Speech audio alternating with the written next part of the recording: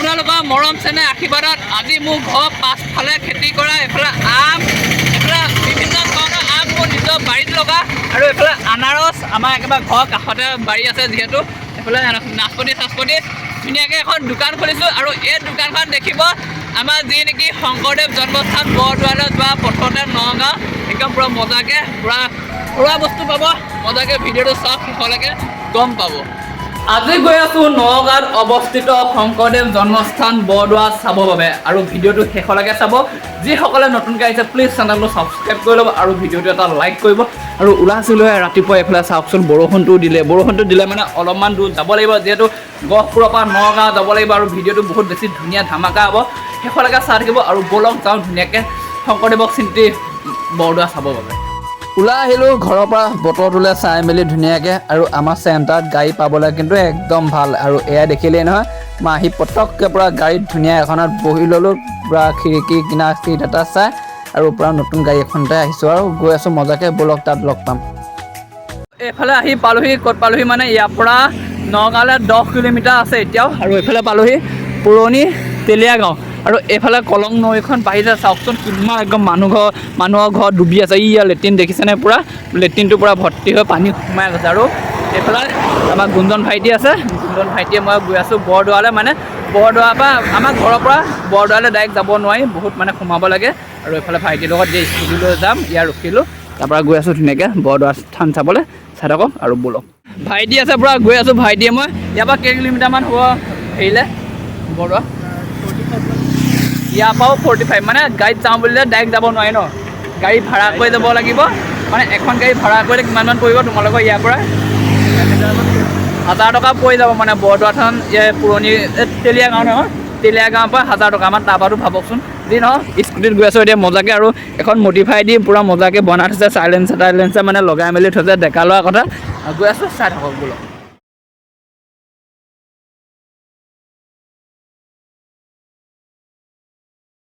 আৰু আহি পালোহি বৰদোৱা থান সোমাই যোৱা নাই ভিতৰত তাৰ আগতে মানে ধূপ চাকি লৈ লৈছোঁ মানে ইয়াৰ ভিতৰত চাকি জ্বলাব নিদিয়ে ইয়াত মানে তেল আৰু ধূপ আৰু নিমখ কিবা নিমখটো দান দিব লাগে সেয়েহে ধুনীয়াকৈ কিনি লৈছোঁ আৰু এইফালে গোটেই দোকানখিনিতে এনেকুৱা দেখিব পোৱা যাব শংকৰদেৱৰ ফটো আৰু এইফালে থাপনা পাতে যে এখন কি বুলি কয় জানো ঠগী পাতে মানে এনেকুৱা ধৰণৰ বস্তুসমূহ ইয়াত আছে ধুনীয়াকৈ কীৰ্তন পুথি সকলো ইয়াত এনেকুৱা দোকানবোৰতে সেইখিনি এনেকৈ দেখিব পোৱা যাব আৰু ব'লক গাঁৱৰ ভিতৰলৈ সোমাই। কৃষ্ণ প্ৰভু গহপুৰৰ পৰা আহি নগাঁও বৰদোৱা ভাগ দেখা পাইছোঁহি আৰু সোমাই আহিলোঁ থানখনৰ ভিতৰলৈ। প্ৰথমে এইখিনি জমা দিব লাগিব নিমখে ধূপে আৰু কি নাছিল তেলে এইখিনি এইফালে জমা দিব লাগিব ইয়াৰ ভিতৰত দিয়ে নেকি ধুনীয়াকৈ সোমাই যাওঁ জাতীয় পোচাক পৰিধান কৰিহে ভিতৰত প্ৰৱেশ কৰিব।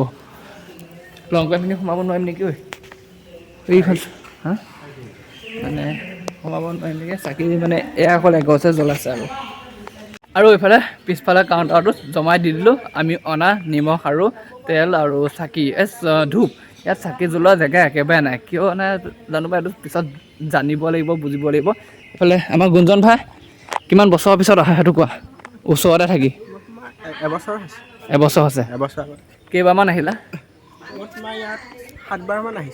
7বাৰমান আহিছে বা মই আজি প্ৰথমবাৰ মনৰ ইচ্ছা পূৰণ হৈ গ'ল। বহুত এটা আশা আছিল ইয়াত বৰদোৱাখন চাম বুলি আৰু ব'লক দেখুৱাবলৈ বহুত ধুনীয়া জেগা আছে চাৰিওফালে যাওঁ। এয়া আছে মেইন থানখন মানে আগতকৈ বহুত বেছি ধুনীয়াকৈ বনাই পেলালে নতুন ৰূপত বৰদোৱা থান আৰু সেয়া আৰু এতিয়া আমি যাম পিছফালে আলিপুখুৰী চাবৰ বাবে ব'লক। পিছফালত আহি পালোহি আৰু এইফালে চাওকচোন এটা ইমান ডাঙৰ ধুনীয়া পুখুৰী আছে বহুত বেছিয়ে ভাল লাগিছে পুখুৰীটোৰ পাৰত আহি পেলাই মানে কি বুলি বুজাম হয়তো চাগে ভিডিঅ'টো চাই অলপ হ'লেও অনুমান কৰিব পাৰিছে আৰু সকলোৱে পুখুৰীৰ পাৰত তেনেকৈ একদম ধুনীয়া সেই মনোমোহা দৃশ্য উপভোগ কৰি আছে।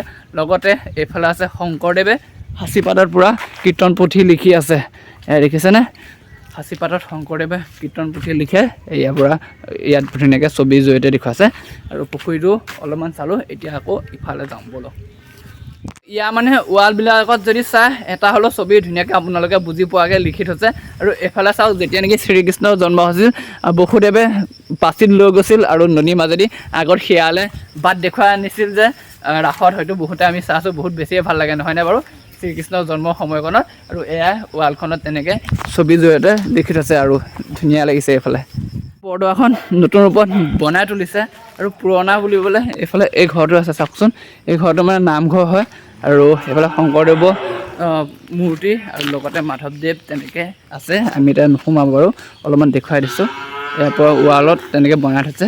এয়া আছে পুৰণা নামঘৰ এভাগ শংকৰদেৱৰ দিনৰ।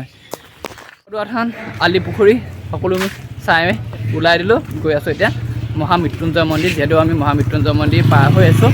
এপাক ঘৰলৈ যোৱাৰ আগত ধুনীয়াকৈ সোমাই পেলাই দৰ্শন কৰি যাওঁ আৰু মহাদেৱৰ ওচৰত ধুনীয়াকৈ সেৱা এটা লৈ যাওঁ। আৰু স্কুটি তাতে আছিলে আৰু এইফালে আছিলে বৰদোৱা। ধুনীয়াকৈ চালোঁ, ভিডিঅ' বনালোঁ আৰু ভিডিঅ'টো চাই কেনেকুৱা পালে কমেণ্ট এটা কৰি জনাব। আৰু গৈ আছোঁ এতিয়া মৃত্যুঞ্জয় মন্দিৰ।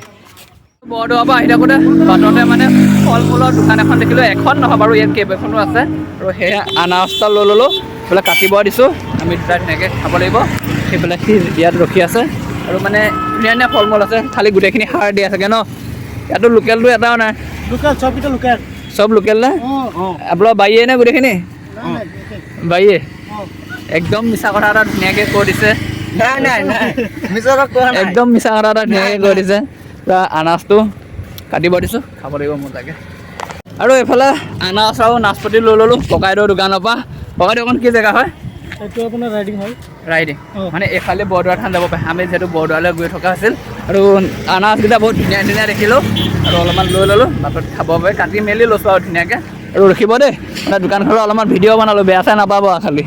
আৰু এইফালে আমাৰ গুঞ্জন ভাইটি গৈ থাকোঁ। এইফালে ভিউটো মজা লাগিছোঁ, যিহেতু এতিয়া খেতি কৰা দিন ন, পূৰা একদম পথাৰত চাওকচোন।